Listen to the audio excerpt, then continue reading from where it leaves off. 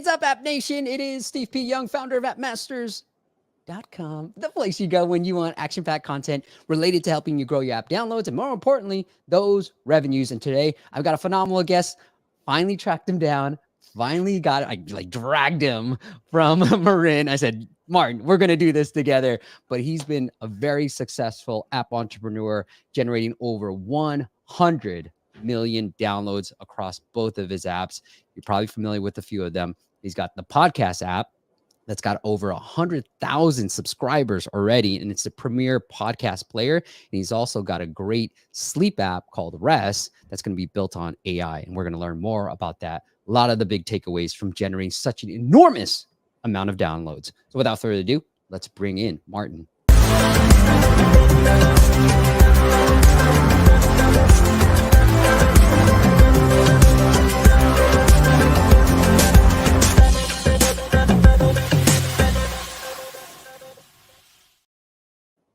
Martin, welcome to the show. Hey, Steve, you found me. I found you. I dragged you. So I hope you guys are honored. I finally found him. I got him to come. Martin, how's it feel generating such an enormous amount of downloads, man? Would you do anything to celebrate when you hit that 100 million downloads? I mean, I think I need to learn to be more, I'm working on being more grateful, and appreciating more accomplishments over focusing on what's missing and what we still need to get done. Yeah. But yeah, it's a pretty surreal number, even just when you were talking about 1 million downloads, come to think of at some point we were showing with our team, we were putting things visually, and I'm from Argentina, big into soccer, right? The whole thing. And one of the largest soccer stadiums in the world, they maybe have 80,000 people, 100,000 people, right? Yeah. And a million, right? 10 times that, 100 million, I don't know, I forget the number of zeros, but yeah, it's pretty surreal. But I feel like we're still getting started and we still have a lot to learn, and that's kind of how we're thinking about it. Well, congrats, man. Not a lot of people can say they've reached that mark, and so congratulations to you. Hey, let's talk about this real quick. What's been the biggest takeaways from reaching such an enormous scale? I know a lot of people may hear 100 million downloads, be like, whoa, you've made it, Martin. But what's some of the biggest takeaways that you learned from reaching that milestone? I think the first thing that's important to say, and to give credit where credit's due, is that I've been co-founder in 2 companies, right? First one's called Streama, radio app, radio streaming service. And this current one is called Podcast App, which we built the podcast player. It's the top most downloaded podcast player in the App Store for the past few years, and has a pretty interesting subscriber base and so on. But we've built all of these things with amazing teams, amazing product teams, and maybe in this case, even more important, amazing user acquisition and marketing teams. Sure. So I think one of the key insights is that I think as a founder, you need to be extremely involved and learn the world of user acquisition. It's almost like a skill and a discipline, you need to learn. And I still feel like I'm continuing learning, because it changes, there's new developments, things they don't matter anymore. But you also need a team, right? You also need a team, and you need to recruit great people. And I think this is true for entrepreneurship in general, but I think it needs to be stated here. So that's one important thing, right? Yeah. I like it. What about user acquisition? I mean, let me talk about that a little bit, and then some of the team stuff. But what were the early channels that you guys have tried out? What are the things that's working today for you? Yeah. So in these 2 companies, I built this first one with also a couple of co-founders, amazing team, and we started 17 years ago with this radio product, Streama, right, which is still live, bootstrapped, profitable, and being run by an independent team. There's certain things that work there. There's some of those things translated to Podcast App. Other things also work here specifically. And now we're building, as you mentioned, I think at the intro, we're building a sleep product, and we're also working to discover what's working there. So some of the things that have worked for us are SEO, SEM, ASO. Those have been really, really big ones for us. I think honestly, those are the main ones. If you have to summarize, so far, the successes and the bread and butter user acquisition wise, those have been the strategies. We've dabbled for many, many years on and off with virality, and trying to get those type of loops going inside our products. We never got them to be meaningful part of like the user acquisition mix. And of course, you need word of mouth always helps, right? But I'm thinking about like, I don't know, maybe more intentional growth tactics, right? Right. Well, talk to me about SEO, because I've been actually thinking about that a lot too now lately, and being like, how do I use Google web search to drive downloads? And I've been sharing some data. I met with somebody, Juice, shout out to him. He's in Barcelona, but he was sharing some tactics for me with when it came to SEM, and I loved it. So thank you, Juice. But like, what has worked from you from an SEO and SEM standpoint? Like, what has your approach been? So I think like I mean, there's been this discussion, right? I think for many years now, whether like everything is getting automated and like you're kind of exceedingly like outsourcing like the user acquisition decisions to algorithms and Google and Facebook and all those things, right? And like almost that like the individual marketer doesn't matter anymore, right? And there's not much they can do. Our experience hasn't been like that, at least not yet, you know. And we might have things to learn. Like we've tried Facebook and Instagram and those type of paid user, even like the Google app installs, you know, and they haven't been like as successful as doing just like the classic search, you know, and just work on the search keywords. When you don't mind me sharing this, podcast app, you know, from my tools, there's 33,000 searches a month. You know, obviously there's Apple, but then you guys are right here with the Google app, and then you guys are right here on the iOS one too. Yes. And I think so.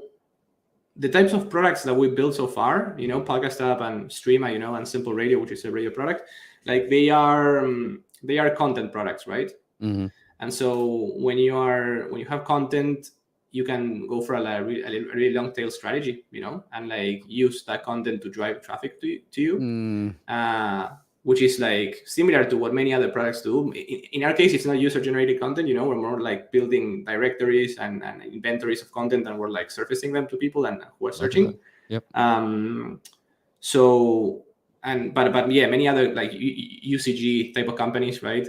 The users are creating content, they put it in search engines, those generate traffic, which generate more content, and there's like that's the flywheel. So we followed a similar approach, kind of like a more, I would say, long tail, leveraging the content that we have in our inventories. And I think the second piece, so that's kind of like strategically, you know, like kind of what's been the approach. That said, there's a lot of like devil in the details. Like you really need to obsess over this stuff, you know. And there's like, and by the way, SEO is something that we, in the case of podcast app, it's been more like SEM and it's been more ASO, and we're getting back into the SEO game because we feel like there's a big opportunity. So kind of I'm a little bit rusty with that, you know. I'm trying to like get back into it, but yeah, there's many pillars, right? There's like the how do you make your site more crawlable so Google can like index the site efficiently, you know, and kind of have most things that matter in the index. How do you distribute the page? Well, PageRank is a whole thing, right? As far as I know, it still really matters. PageRank was the original innovation by Google, right? Based on like research papers, and this idea that the more links you have to your site, the more relevant you are, and the more it comes from high status websites, the better. Yep. So that's a whole discipline as well. I think for me, like the meta playbook here is like you need to understand who are the experts in the different channels. You need to seek them out. You need to learn from them, and you need to become an expert yourself, right? And I think, and you need to figure out for your type of product what exactly is the best thing that matches and fits, because there's a risk that you lose a lot of time trying things that maybe are not the best fit, right? I like it. Let me write some. I want to highlight this. The list. Is this what you're talking about, the long tail? Like when I was looking at all the shows that you have, like the daily. Totally. And in the case of podcasts, there's like there's literally millions of podcasts, you know. Right. Of course, none of them drive traffic to us, but but it's I think it's a couple million shows. Yeah. I think it's over 100 million episodes, you know. So and it's only growing more and more, right? Because people are putting more content out. It's becoming like a really type of mainstream media. So it's a great idea because, you know, we've actually done this from an ASO standpoint. Like I'll try to find popular shows, popular people, and then try to see. But like, you know, if I'm revealing too much, Martin, you stop me. But I put the daily podcast, right? And I was like, oh, it's 22,000 searches. Hey, and the podcast app is right here. Like I know the daily podcast, when you look in the App Store, might not have a lot of traffic, but like, don't ignore the SEO side of things because it's doing well. Exactly. Yeah, I love it. Exactly. I love the strategy. Exactly. Yeah. Some things are more sought after, like on Google search.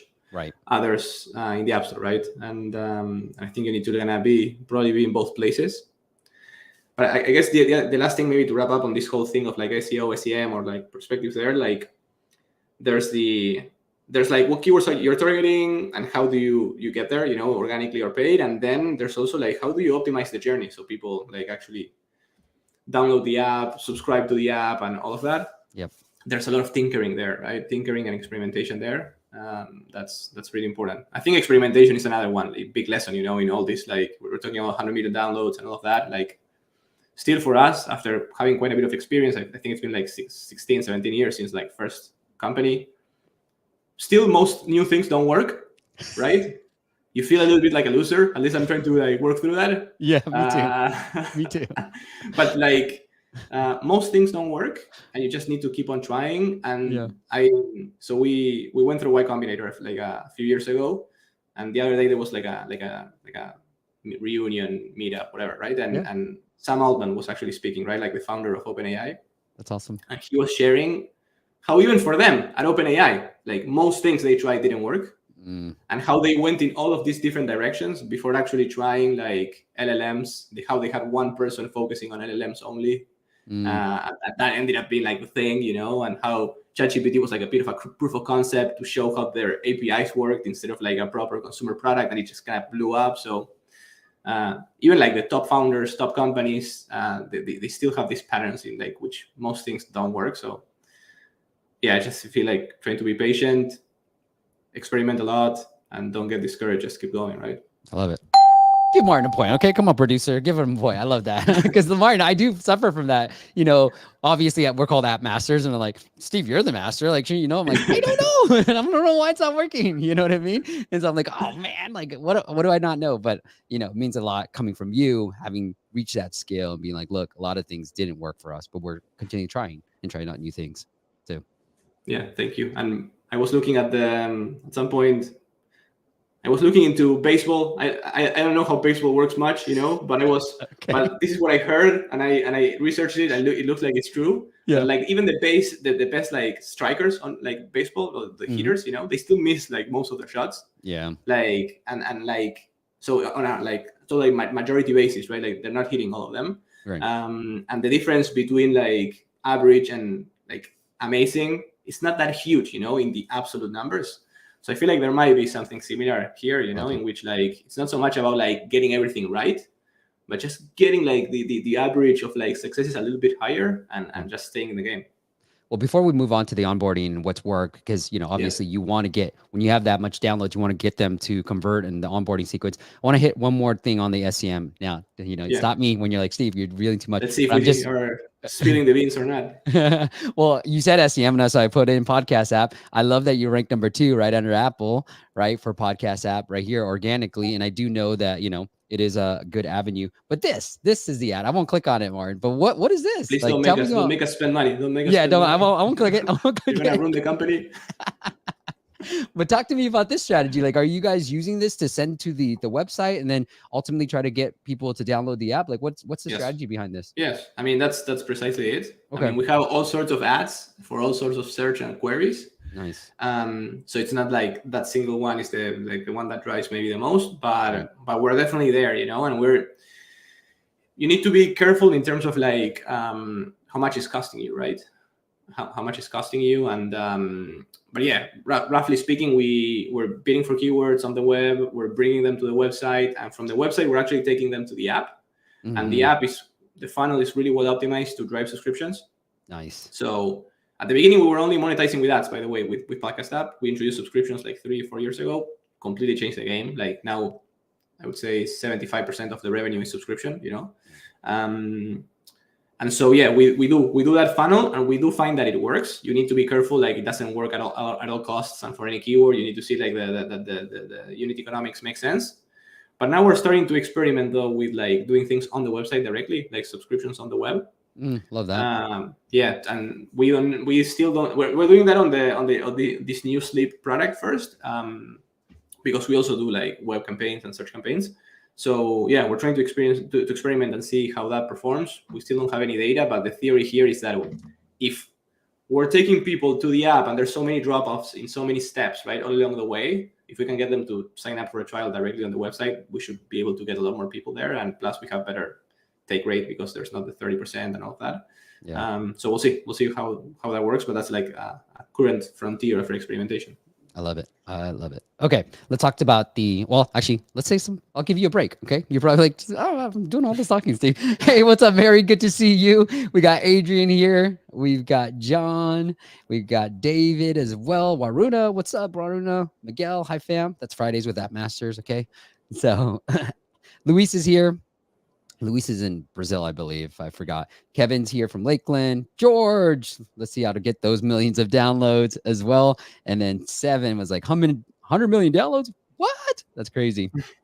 Sammy has a question for you. Do you mean to say we should go with as many platforms as we can to bring users to our app, and thus we find the best one and the cheapest one to bring bulk traffic?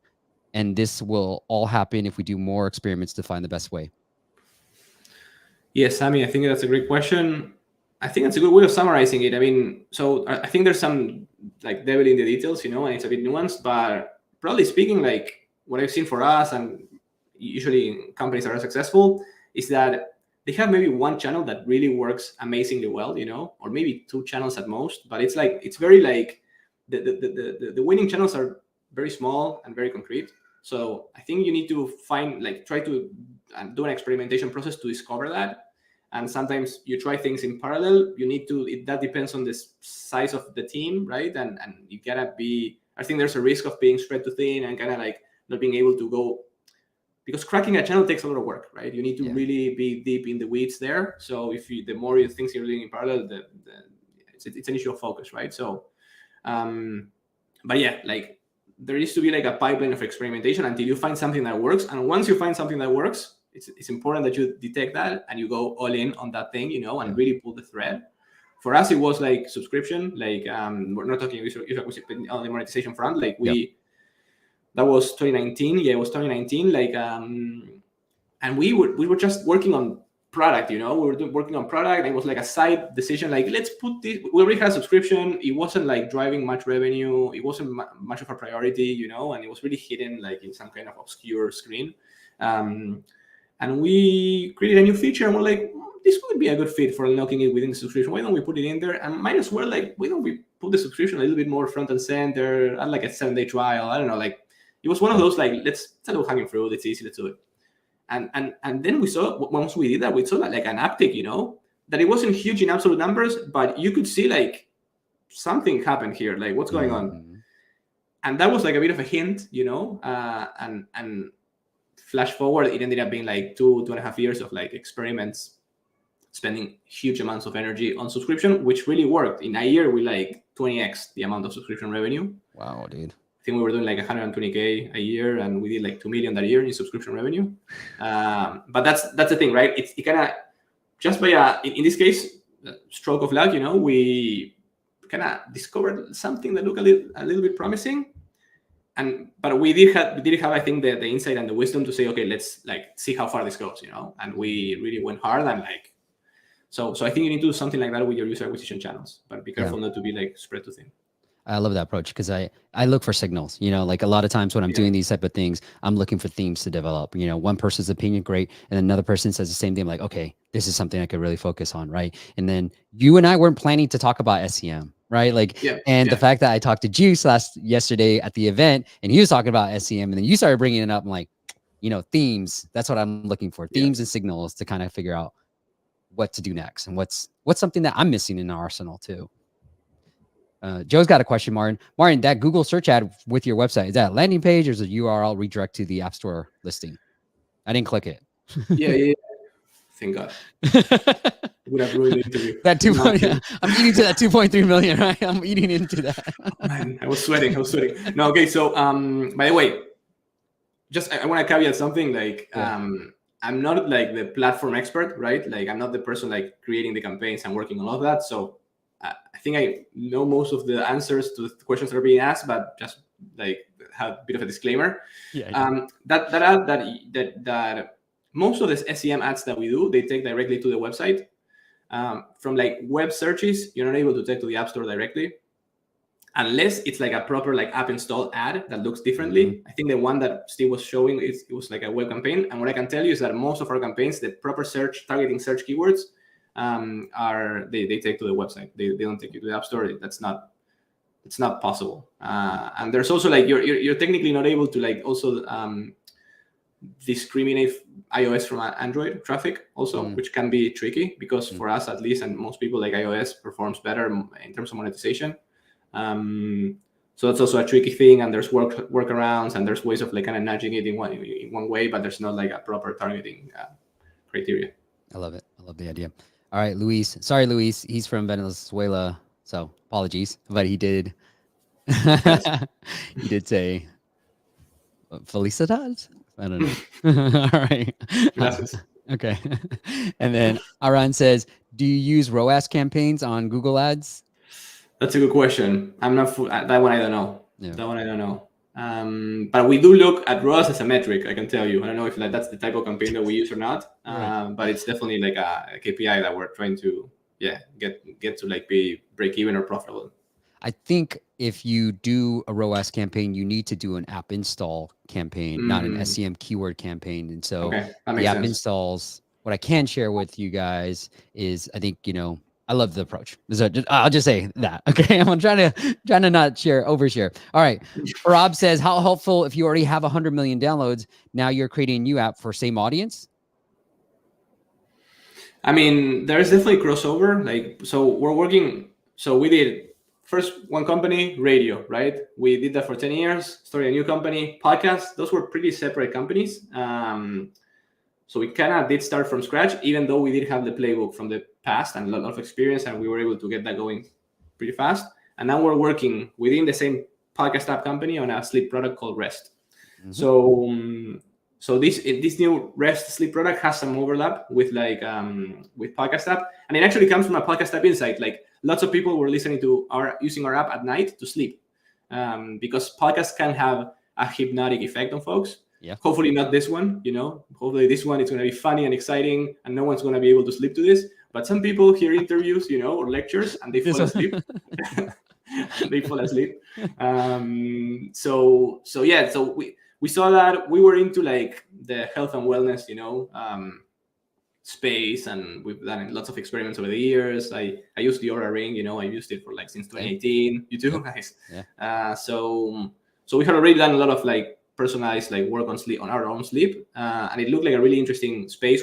There's 70 million people, by the way, 70 million people every in the US that have chronic sleep deprivation. So it's huge. It's like 20% of the population, and it's growing. So there is overlap, and we're using podcast app to cross promote. That said, it's not gonna be enough like to make this as big as we want, because it also goes in other different directions. So yeah, I think you need to use all of the resources that you have. Right now, the way we're using podcast app is to fund the development of this. That's the main use, because it's a pretty successful, strong business that generates a lot of revenue, and we have a team of 20 people that are, for the most part, working on building this thing out. Nice. So that's the largest way we're using a podcast app. I love it, man. All right, Sammy's got some questions, so let's go into the audience questions. What are your best advice any app should focus on for the upcoming season? Black Friday, 11/11, business, the biggest events, biggest download days for the app space, Christmas and New Year's. How do you prepare? Yeah, great question. So I'm gonna have a hot take. I don't know if this is like the right one or not, but this is how I see it. At least we've done. I think we've done a few times. Like we've done several experiments trying to optimize for a season or a moment in time. Especially last year, I think it was that we did like a pretty big Black Friday push, and it was a lot of work. Didn't move the needle. So my perspective here is like, and the problem with these things is that they're like really like one-offs. Unless there's something specifically seasonal, to your business that really makes a huge difference, right? For example, educational edtech, K-12, type of startups that back to school is it's a really special time for them, and maybe like it fits into the business in a really unique way.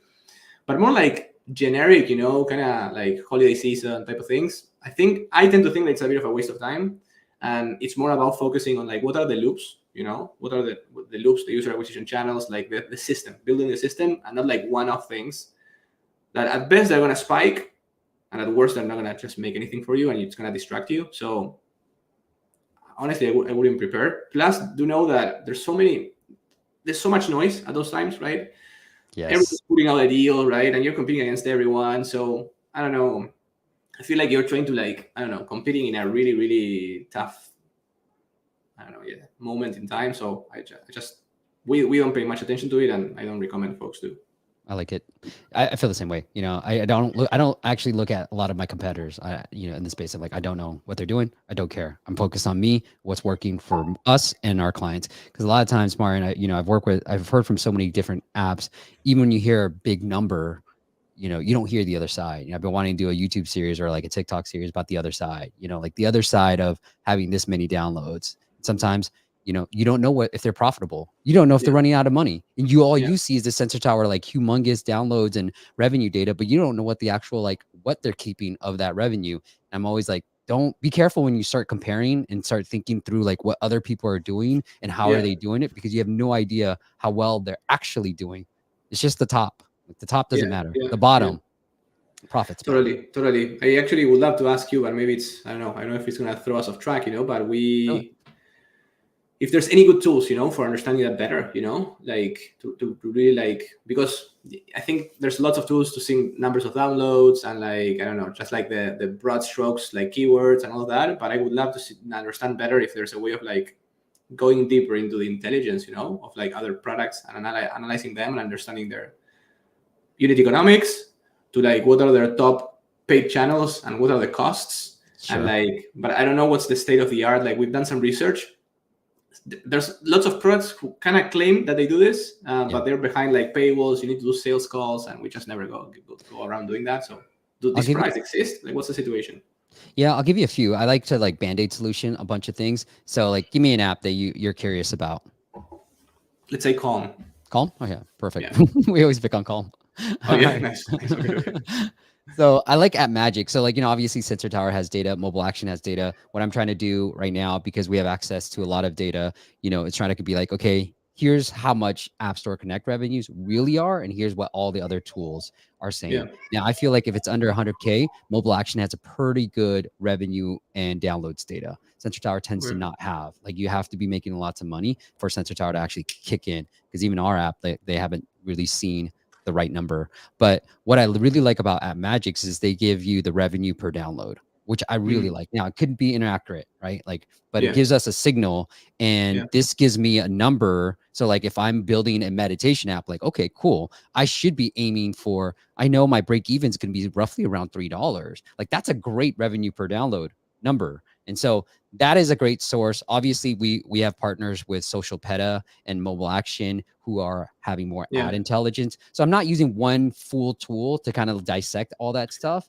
But and Steve, sorry to interrupt. In this case, for example, we don't know how much they're investing into marketing, right? We don't know the costs. Right. We don't know. Is there a way of like seeing that anywhere, or like seeing what are the paid channels they use, or like?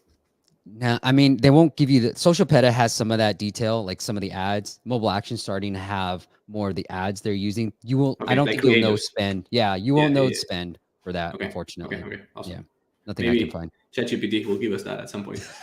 Maybe, man. You know Sam, so you can go ask him. We got another question from Miran. He says, "Is why Combinator YC worth it for a mobile app that is already breaking even and making some profit from their subscriptions?" Yeah, like, I mean, it did for us. Like we were in that situation when we and making some money. So this always depends, right? Depends on like many different things, I guess. But I'll tell you. So I think it depends. At the same time, I feel like you should do it. You should do it. I mean, it's not easy to do, right? Like I think they have like I think it's like 15,000 applications a year or 20,000 applications a year, and there's like 200, 300 companies that get in. So I think you should do it. I mean, in the sense that I see entrepreneurship, and building products and creating companies. It's almost like, to me, it's like my craft, and a little bit like my hobby. Maybe it's a bit sad that I say this, but it's like one of my hobbies. And I do think it's this like never-ending like learning experience. And I feel like YC is just the possibility of going into a community with like some amazing people, right? Really amazing people. If you have the goal of like raising money and maybe getting more plugged into like the Silicon Valley ecosystem, and I think it's an amazing way of doing it. Might be the best, especially if you've never raised money before, or if you're like a foreign immigrant founder, that's just like coming into like this part of the world. So I mean, it does feel like playing in the big leagues a little bit, So I do think it's unless you have like a humongous company, like that's really, really big, and you're like, I cannot stomach giving away 7% of this, because it's just too valuable. But if you're still like on the earlier side of things, I think on really getting in, probably increase your valuation, automatically. So it probably like just giving away that 7% already is going to put you in a different place valuation wise, and you're like you already boosted maybe you double or triple your valuation, and it's like it pays for itself. Plus you get all the benefits, right, of like being part of the community. And yeah, so I think I mostly have only have positive things to say about YC. I really think it's amazing. Yeah, I love it. Hey, Martin, I know we want to make sure we're good on time. When you were able to 20x, do you remember the experiments, and share what you want to share? Because obviously, this is a public forum, but like, do you remember the experiments that you were running from a paywall or onboarding experience that really helped with that 20x? Yeah, for sure. I mean, what we've learned is that most of the subscription, I mean, by the way, we're trying to actively change this because we would love for it to be differently. But what we've seen, and we can continue coming back to this like realization, is that most of the subscription revenue comes from new users in their onboarding funnel, right? If you don't have like a paywall in the onboarding funnel, and honestly, as soon as possible, as early as possible, like you're really, really leaving a lot of money on the table. So it really makes a huge difference to have a paywall in the onboarding experience for all new users, all their paths, and as soon as possible in the experience. Trials are big. I mean, maybe these things are obvious, but they were big for us like 3 years ago, and they made a huge difference. Trials are big. It's super important to just keep on trying new like creative and paywall designs. That one's super important. Like, and it does take. Try to go broad, try to go narrow, like try to like go a little bit all over the place. We do look at like many of the, not only like I would say we don't look so much at the like largest apps in the world, because those ones I feel like, I don't know, there's so many considerations to be had there, legal, I don't know, just so many things. But we do tend to look at the ones that are like us or a little bit further ahead, and trying to get inspiration from how they do things in terms of how they present it and the layouts. Of course, we bulked up the offering over time, and I think that also helped. So adding more benefits, and I think it's sometimes adding like a concrete benefit people want, and sometimes it's also like just adding more benefits, so there's a higher perception of value when people need to make a decision to start a trial or not. Yep. Price is also big, like price optimization, and playing with price and trying different prices. I think something I tend to see is that people like developers, right? Like they underprice, and I don't know if there's like some more like psychological thing, there, sure. Like that you're not valuing what you're putting out. But I would say try higher prices and see what happens. Yeah, we're able to have like some interesting gains with all of that. I think you put all of that in the mix, and that's probably like, yeah, most of the gains that we had. I love it. Hey, Martin, before we get into the app audit side, I do want to talk to you about the AI part of it, and how you've been using AI, especially with the new app with REST. Like, talk to me about, what's working when you're doing that stuff. Yeah, so I'll maybe set it up a little bit, like as we were saying before, right? Like sleep is a really big problem. And before in the introduction, we were also talking about being fathers, right? And the challenges. I think there's challenges with sleep there as well. But yeah, sleep is huge in the US and in the entire world. And unfortunately, the sleep problems are huge, right? And unfortunately, it looks like it's only getting worse, at least for the time being, because of stress, our diets, artificial lights, and routines that we have, a lot of simulation at night. Yeah, like just being sedentary. So huge problem. It really affects everything you do, right? Like it makes you more prone to being like sick, and like just affects your like mental health and outlook on life.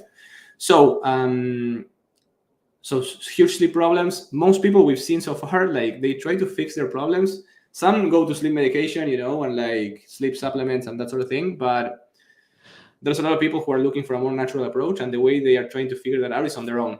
Like sleep doctors or sleep professionals, unfortunately, have a huge backlog, and they have like maybe. I was talking to a therapist the other day, and she has a 1.5 year wait list to treat patients, right? Wow. So you're kind of like you're either doing it on your own, or you're stuck where you are, right? And if you do it on your own, like it's really hard. You're listening to podcasts, you're browsing the web. No, like no one's an expert. People are trying things, they're buying things. Half of them don't work, you know. So it's really hard to fix sleep on their own. And that's what most people are doing. And so we partner up with a sleep therapist with 20 years of experience. We're leveraging GPT-4, the tech behind ChatGPT, to almost like kind of replicate what she does in like with her clients and her method. And we're putting it into a product. We're usually integrating it with HealthKit and wearables, and so we can automatically pull in like how's your sleep going, is it improving or not, how's your exercise. And with all of that, we created a sleep coach, an AI sleep coach that creates a plan for you and tells you what you need to do to improve your sleep over the next few weeks and few months. So that's what we're working on. And we think, I mean, it's really exciting to be it feels like we're like on the bleeding edge, you know, of like this new tech and paradigm. We're learning a lot. We're making lots of mistakes also in the sense of like how to use the technology and where it fits and where it doesn't fit as well. But it's exciting. We think it can be like a really big business and also help a lot of people, because there's really, we feel like there's a big gap here between the professionals and the people that need help. And hopefully with this, we can create something scalable and personalized. Yeah, I love it. You know, I think AI is the next .com in my opinion, right? Like it's like whatever .ai is going to be the next .com. And yeah, like I love that you're on the leading forefront of that. Romain, my buddy Romain in France. Now that ChatGPT can see people are already using it to code apps based on screenshots, should app makers expect more competition in the near future?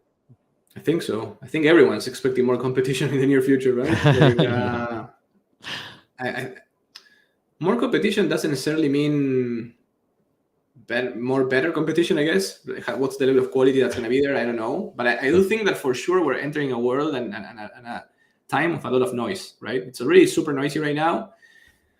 And content and product creation is going to explode and go through the roof with all of these tools. So I think I'm expecting a lot more noise, and that's why I think user acquisition and distribution is so important. Great. Because we need to be able to stand out and get to people. So yeah, have some more thoughts there, but I don't want to. I know we're on a timeline. I'll keep you as long as you're willing to stay, Martin. Okay. All right. Well, let's get into the app audit side. I do have a few more questions, so stay tuned for that. But I like to start off every app audit segment with some dad jokes.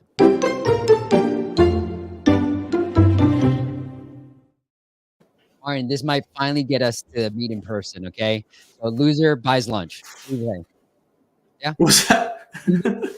Okay. Loser of the dad joke round buys lunch. Okay. Sounds good. I only have one, and I think I'm going to buy lunch. So I'm good. Okay, good. Win for me then. Very profitable live stream for me. All right, Martin, you want to go first, or you want me to go first? No, go first. Go first. Okay. I want to see where we're at. All right. I like it. Okay. Well, I shared this morning, so here we go. All right, Martin. I like this one. All right, here we go. Let's get this ready to go. All right, that's good. All right, Martin. I told my cat that I'm going to teach him to speak English. He looked at me and said, "Me? How?" There it is. All right. What you got? Strong start. How many psychiatrists does it take to change a light bulb? How many? Only one, but the bulb has got to really want to change. I like it. All right. Put S if you thought my joke was better. Put M if you thought Martin's joke was better. And then I'm sure Martin will find another one. But if you want us to take a look at your app in a future live stream, we'll just go to appmasters.com/audit, appmasters.com/audit. /audit. We need those votes. All right. I want that free lunch. You know what I mean? Martin. Come All right, on, Martin. guys. Let's take a look at that. I'm seeing some S's. Come on, guys. There you go. There you go. There you go. Thank you. Oh, he's begging for votes now. I like it. That's the off the books. Like it's not like an official. Okay, love it. You just focused on this. Look at it. My freelance. You're a competitor. You're a competitor. I love it, man. All right. Well, we got another Martin's app, and he's got a Relaxify app, stress and anxiety relief, and he wants onboarding, feeling of value. So I think we can add a lot to here. Anything on the App Store presence you want to give Martin feedback on? I was actually looking at this very briefly yesterday, So, I mean, a few different things, right? And you're the ASO expert, right? But it did strike me like the title is like this. It's probably nothing that can be searchable, right? Yeah. So I'm really curious actually to hear your perspective, but I don't know. I like your approach, Martin. Yeah. Honestly, like now that ASO, I mean, you got on it early. Now that ASO is so hard, I'd rather just what I'm doing right now is just going all in on whatever the main keyword is. Yeah. Right. Like, so if this is anxiety relief or relax, I'm just going to call it Relax app or just call it Relax. Right. Like, totally, and that's it. I don't care about my brand. Yes. I just care about organic download. Yeah. I mean, if we're calling it Relaxify app, might as well call it Relax app. And we at least have a greater chance of like getting found. Right. And getting discovered. And I also felt like the screenshots. So the screenshots to me felt a little bit like they're okay, but they're a bit generic. Like they're not telling me much about who is this for and what it does. And like, so mental health app designed to improve your well-being. I feel like every mental health app in the world does that, right? That's like the definition of a mental health app. And again, I'm not trying to be I'm just trying to be honest to get this person's feedback, right? I don't want to sound too mean, but I would love to be more specific, right? Maybe get more specific. Who's this for, and how is this different? I guess, right? I'm spending a lot of time on the topic of positioning actually these days, that's the crux of it, right? Like kind of context setting for a potential customer. And I would love to see a little bit more of that. And the other thing I saw that yesterday I was looking at it. There's no App Store video, right? There's no preview video. Yeah, I wanted to talk to you about that. Yeah. I don't know. Like I've seen mixed results with like having video. Sometimes it helps. Sometimes it actually hurts. I actually wanted your perspective on that. Yeah, I mean, my perspective might be a bit dated, but what I do remember very vividly is when we first introduced the video, like it just increased the amount of impressions we were having, like it just brought us more traffic, it was very clear.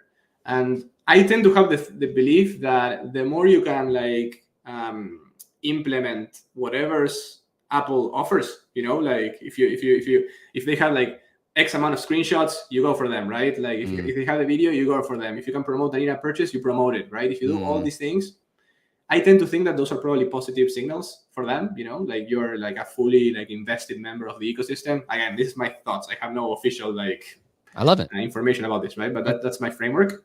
And by the way, a few more things that might be helpful here. Like we do call out like what's our average rating, the number of stars, the amount of reviews. Like it's all like social proof and like authority and all of that. So I think the other screenshots could be a little bit. I know maybe there's not a lot of ratings yet, but there are some things you can do that I think are fair to like just make it stand out more. Yeah, one thing I'll say, Martin, we did A/B test this with another client that was in the mental health space, and we saw like just leading with the main keyword. So for you, is podcast app, right? And for Relaxify, it could be just like relax, right? Yeah. We had like calm stress, feel better, sleep better, blah blah blah, like all the generic, and versus just being like the app to help you relieve anxiety, right? Like, and if that was the main keyword that they were ranking for, when we A/B tested it, we saw a 30% lift in downloads just by changing that first screenshot and the wording on the first screenshot. So rather than going generic, go into that main keyword that you're trying to target anyways, because, obviously if people are searching for, let's say, Relax app, and they see Relax app, like, okay, you're my app, right? I just searched for it and I see the name right there. And that resonates with our also SEM experience, when you highlight and call out the keywords that were searched in the actual like pages and all of that, like it really makes a difference. So that's where I stole it from, Martin, because I used to run SEM campaigns for Walmart.com like 20 years ago, and that was one of the secrets. So I was like, why wouldn't it work here? And so I was just borrowing it from SEM. Nice. Actually. And the A/B tests, you're doing them within the App Store with like the custom App Store pages, or you're doing them with like a web solution? Nope, just straight PPO, product page optimization. Okay. Yeah. All right, let's get into Martin's app. The other Martin. The other Martin. Not this Martin. Not the Winnie Martin. Okay, the Winnie Martin won the dad joke round.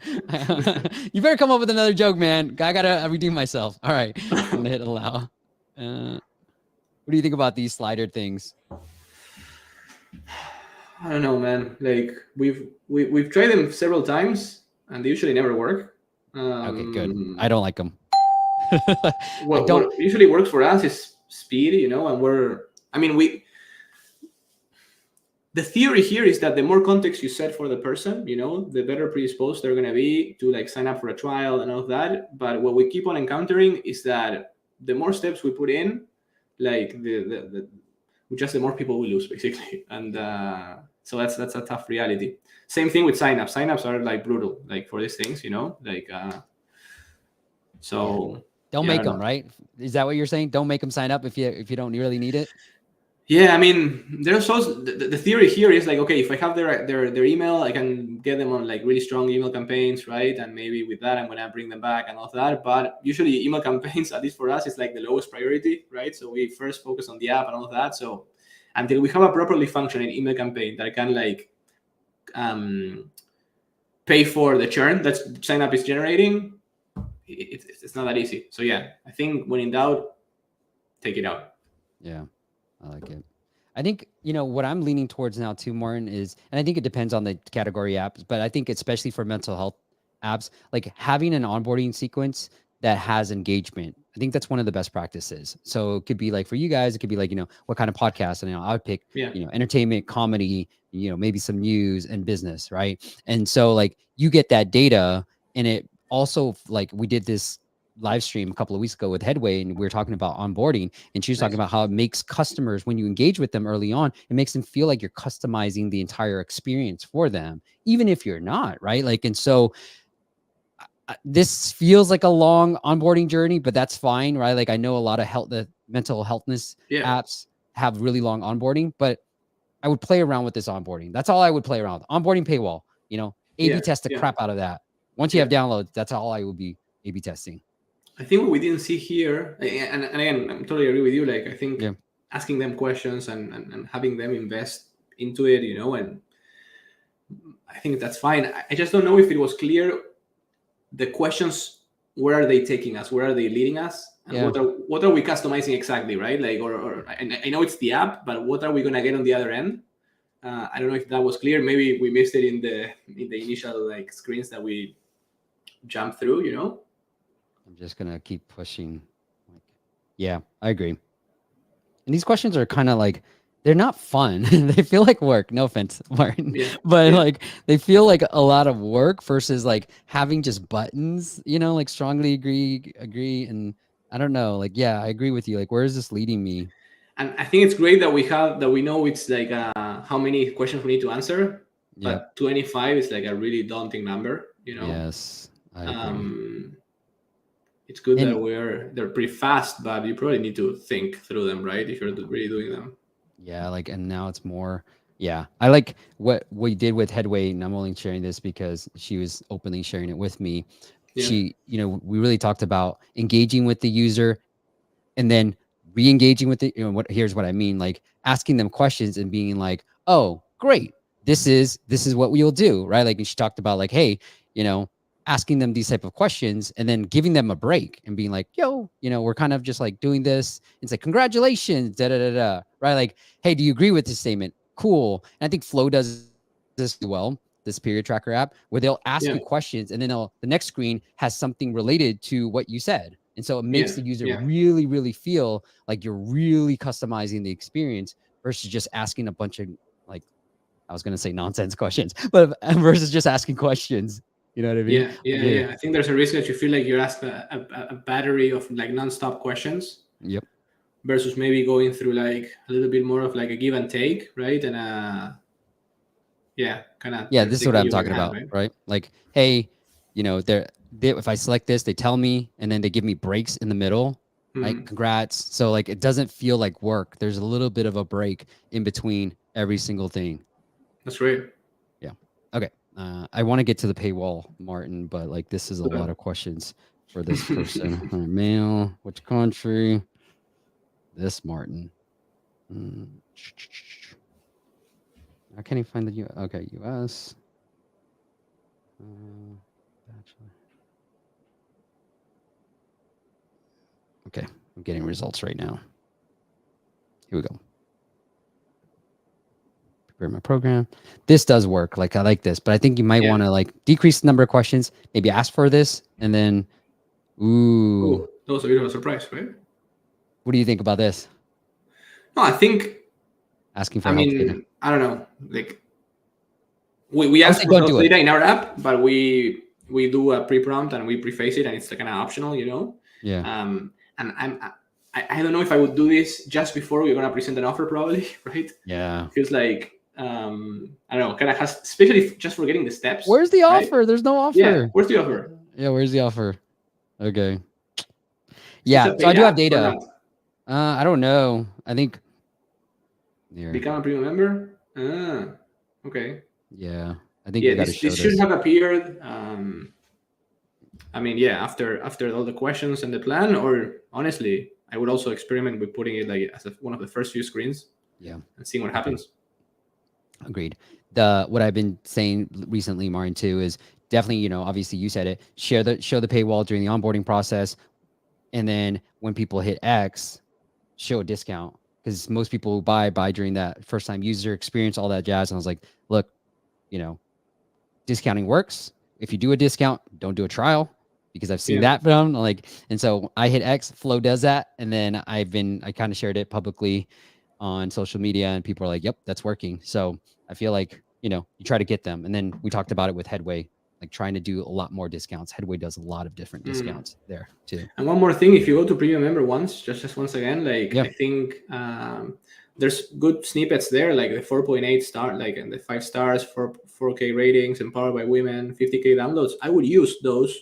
I think those are better to include on the screenshots. Yeah, totally, than not having anything. So yeah, I don't know. Those are some ideas. Maybe they're based out somewhere else.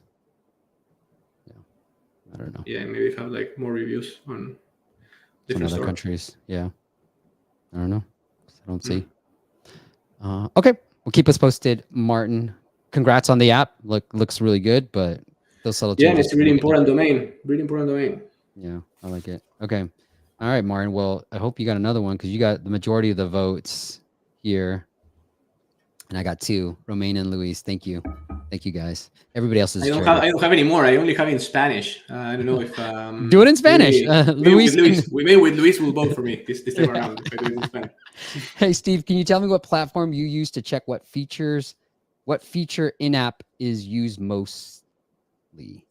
I think the question is, what of your competitors' features people use the most? Easy. Or maybe your own features. Like, yeah. Oh, that's true. Analytics, are we talking about? Yeah. That's a good point. Yeah. What do you use, Martin? I've got my favorite. Amplitude. Okay. Yeah, and we really like it. We've been on it like for many years, and I mean, it's great. We use Mixpanel. I love that too. Nice. So those are a couple of options for you. GG. Great. All right. Cool. Martin, before we go to round 2, okay, I want to talk to you about, and I've been thinking about this now too, right? Like once you've 20x your revenues and you got this, like, how do you what are you doing to prevent people from churning off the, let's just say, annual subscription? Like, are you doing anything from a features perspective to prevent the churn? So I don't think, by the way, I think we have a lot of work to do on that front. So I don't think we have mastered that playbook. What we've done is focus on the product and make sure the product is as good as possible and people stay retained. What we see is that there's usually like a connection, between like staying engaged and using the product and renewing your subscription. So that's where most of the focus has been, but yeah, we have tried, and we actually have tried like some, how Apple tells you you're going to renew. We also tried like doing some communications on our own. but that was more connected to a price increase. Yeah, so I think most of the things we've done is like making sure the people stay engaged with the app. I do think that's the most important piece over like trying to like more hack it, or solve it in other ways. But we do have a lot of upside. We don't have like strong email campaigns. That's something we could do for sure. Honestly, I think that's it. I think everything else is about like keeping people engaged. Yeah. Here, I'm going to show you something because I think it's pretty relevant to REST, but I thought this was interesting. Now, I have no data if this is actually effective or not, but I did find, and I shared it with somebody yesterday, and he was like, ooh, I like it. And he does a lot of like churn and optimization. So here, I'll bring this up to you as well. I want to get your thoughts on what you think about this. So this is alarming, okay? Yeah. I'll probably do another dedicated video of this. So I just did the Android version, right? So you can kind of pull some data on Sensor Tower just to give you guys a sense of what they're doing. Now, here it is, Martin. This is around churn and engagement, right? And I was thinking like we have that 7-day window, amplitude, adjust. They all have data that says we have that short window of time.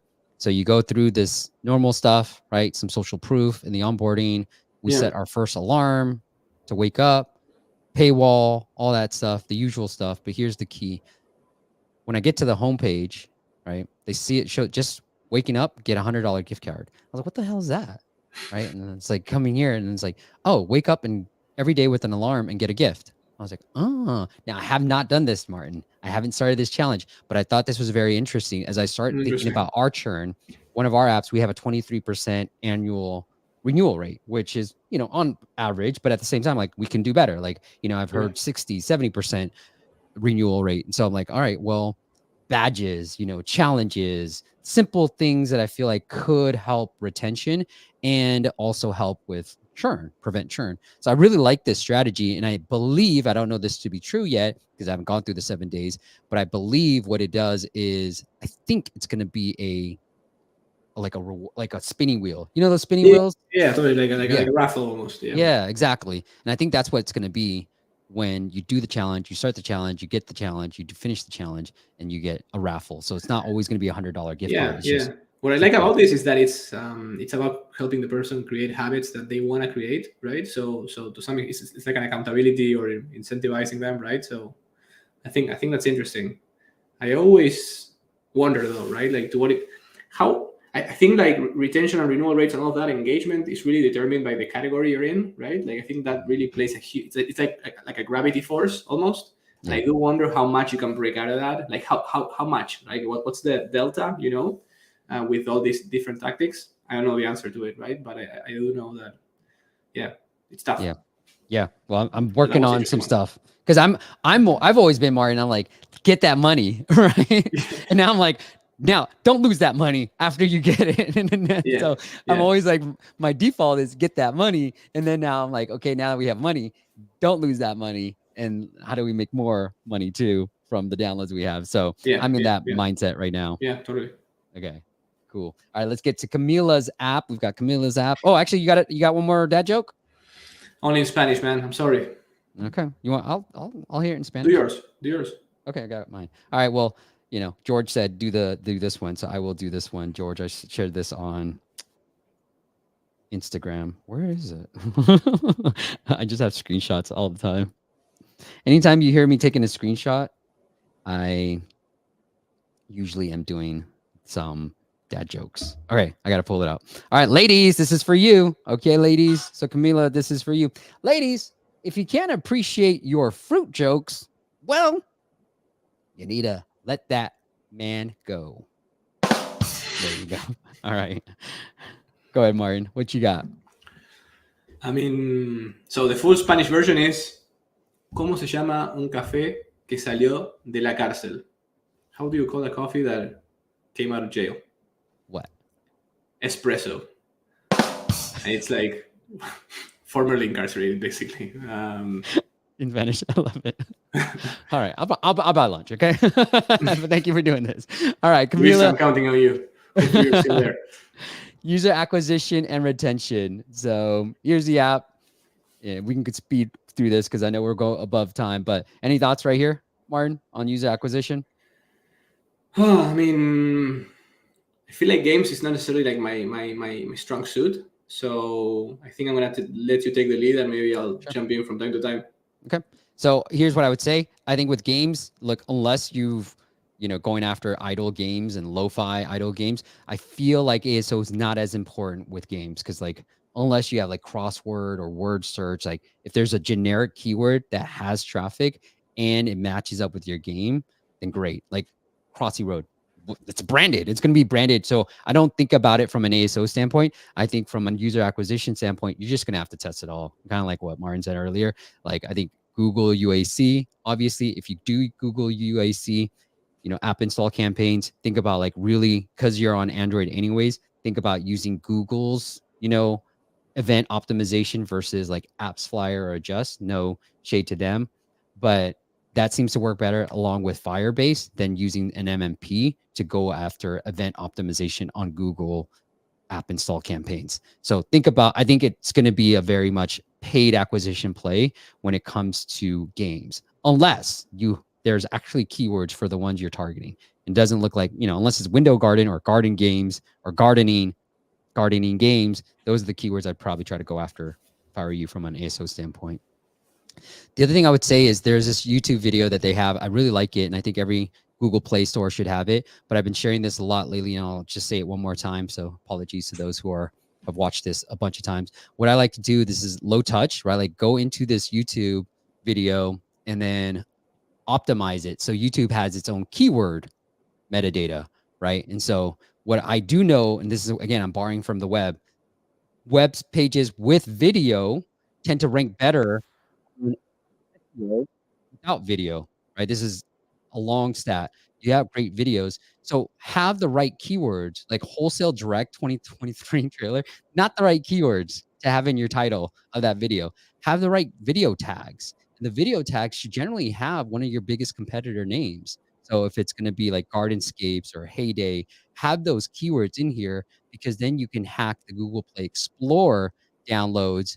And that's what these apps are. And I know this getting in the you might also like on Google Play does actually drive downloads too. So, all right, let's get into the game. I play around with the icon. I think for Google Play, like icon is extremely important. So I don't like this icon. It's too small. Can't see it. Play around with that. A/B testing icons does make a difference.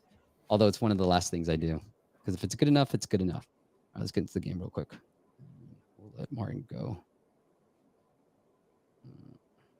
It's taking forever.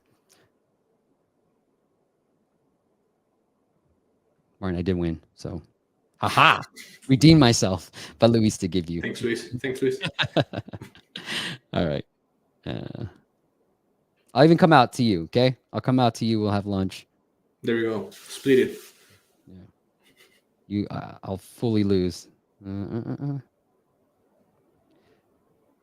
Here's one of the things that I've been thinking about for games. Like, I think with games, they're doing something spectacular. With games, you have the opportunity to do subscription. It is working for games, and also have like a store where you can make money. And so, we have experience with this, but a few of our clients, they're making money from both, right? It's just making money from subscription and making money from like just normal in-app purchases like coins and gems. And so with games, you have that capability. One of the things I really rely on with games, obviously ads is super important, rewarded videos, and then to the point of like building in the habit like Alarmy did, like have daily rewards, and those daily rewards allow you to double, right? Let users watch a video to double the daily rewards. So those are things that I try to do. And I think with games, what I try to do, like I'm not an expert on games either, but I would try to say is like, try to get users to spend money during the onboarding so that they're used to spending money, spending gems, spending tokens. You look at Clash of Clans and all that stuff. They like kind of like buy this, right? And then they award you bonuses. Okay. Oh, she's here. Awesome tip on the YouTube video. Thanks, Camila. Okay, cool. An idle game just means like it's a clicker game. I think that's what it means. Is there any like viral loop or like social loop here? Yeah, it's a great one. Don't know. Maybe Camila could tell us. Drag the mirror into the highlighted area. I don't know where that means. Like here? Where's the highlighted area? I'm a little confused. Oh, there you go. Hmm? Oh, perfect. Now tap. I haven't been paying attention, Camila. Sorry.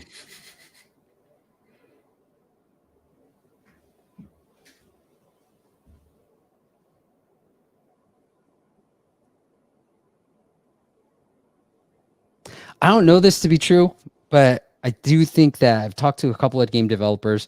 That first time user experience should be, I think, around a minute. And if you, because games are very casual, if you can get, look, depends on the game, obviously, but if you can get people to like get out in and out really quickly, that first time user experience, I feel like that's the right move. And then like give them a taste. Like I looked at Wordscapes, I looked at these other games too, and like to give you a taste. That first round is very easy. It's consumable, and then they kind of get you to do more stuff. This feels long to me. But again, Camila, use your data because you can, your data, not me. I wonder if this is like about like creating your own like garden, right? Or like and taking care of it, and that's the thing. Yep. And sometimes these games, I know time plays a role, right? Like you need to come back after a certain time, and some things happen. I wonder if you could use widgets, like widgets like the home screen of the phone, to kind of have the garden top of mind in people's minds, and also get a glimpse of how it's, I don't know, what's the current status of it or how it's going. Because I think the risk with games or any product, right? Like they come in to the app, then they leave and they forget and they never come back, right? Right. So I think the more you can devise tactics to stay top of mind. And I think if I'm understanding the game correctly, this could fit into like how the game works. Oops, forgot what I pressed. But I know one of the games I was looking at, like what they try to do is get you quickly to finish the level. Social Loop. You feel successful or? These are the successful games I was looking at, and what I saw was like, I think the dopamine hit with rewarding and finishing a level, it's there, and so they try to get you to that first level really fast, and then during that level finish, they give you rewards, and then they allow you to double those rewards with video, and I think that's the best way to try to engage them as much as possible. Right? They have more coins to play with. Hopefully, okay, she does have a daily reward right here, so I love this. Yeah, I would flip the two, Camila. I would go. Look, my eye goes to claim, so I just flip it. Put claim to the left and then put 2x reward on the right. But cool. All right. Just for you. Yeah. I think if there's a way of like creating some kind of social loop or virality in which you can invite friends, do something with your friends, right? Like go take care of the garden together. I don't know, something like that, or see who has the best, nicest garden. Yeah. Whatever can help you like to bring more installs and more traffic, I think can be very powerful. Yes, take care of your games plants. could be one of those situations in which it actually makes sense. Yeah, she loves the widget idea. Love it. All right, cool. Marian, I don't want to take up any of your time, but anything I missed that you want to make sure we cover? Oh, I don't think so. I think we did cover like quite a bit of things. I mean, I just want to say like for whoever is out there like building things, you have my respects. You have my respects. It really is hard. It's tough. And you're not alone. You're not alone, and like don't give up. I think I don't know. It's a long, arduous process, but sometimes you're closer to like a breakthrough than you think, and that can change everything. And I think it's about staying persistent, continue learning, and giving you your best. So all the best of successes and luck to folks out there.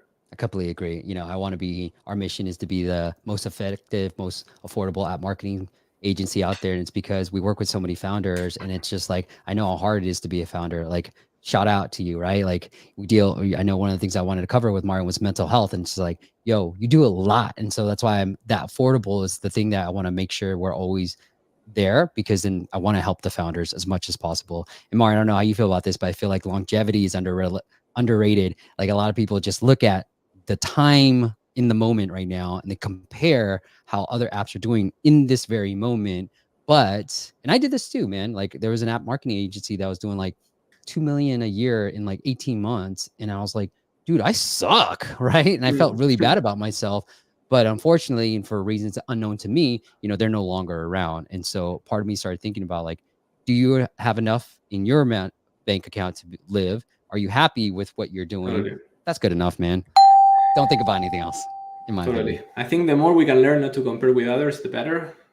It's tough. It's not easy. I think it's ingrained in all of us to kind of do that. But yeah, I think it's nothing good comes out of it. So yeah, let's stay in that sense in our own lane. I love it. All right. Well, the app, if you guys want to check it out, is the podcast app, and just search for podcast app in your favorite app stores, and you'll find it really high in the search results. And if you want to check out Martin's new app, well, go search for Rest in your favorite app stores, and you'll find Rest just the same. And Martin, if the audience wants to connect with you in any other way, do you want to send them anywhere else? No, I think that's. I mean, I'm on LinkedIn, so you can find me on LinkedIn. Under just look for podcast app and my name, you'll find me. If you want to send me a message, I try to respond. Sometimes it takes me a while, but I try to respond, and that's pretty much it. Hope you, try our products and send us feedback if you have any. Always interested in learning. Let him know you heard it on this podcast. He might not connect with you otherwise. All right. We all get a lot of LinkedIn requests. Louis says, thank you, Steve. Gracias, Martin. And then Ronnie, give us some love. And then First Level Easy. Okay. Gave some great tips too. Martin, thank you so much for coming on and doing this. Really appreciate you, man. And then really glad that we were able to do it. Finally. And I will come out. I'll ping you and what day makes sense for you. I'll come out to Marin. Lunch is on my friend. Next week, I want to tell you guys, we've got a lot of great guests coming up. Martin just is one of them. We got Ian, my friend Ian, who I don't know if you remember back in the day, Martin, there was this app called Umano that would read you the news. And so Ian's got a new product, but I wanted to catch up with him because he was one of my first guests back in 2013 on the podcast. So I thought like, hey, let's go back and let's have a flashback. So join us every Friday, 9 a.m. Pacific. And I think it's 5 p.m. in the UK, but every Friday I'll be here bringing you amazing guests. Thank you so much. Have a great weekend. Thanks, Martin.